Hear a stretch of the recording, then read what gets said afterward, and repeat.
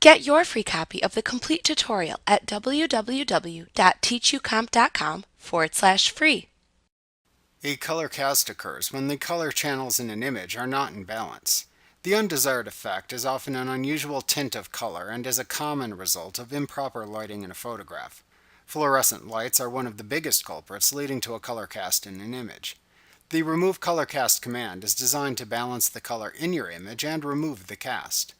To use the command, select Enhance, Adjust Color, Remove Color Cast from the menu bar. This will launch the Remove Color Cast dialog box. The command works when you click the eyedropper tool into the image, where it should be white, gray, or black. Elements uses that information to adjust the colors accordingly.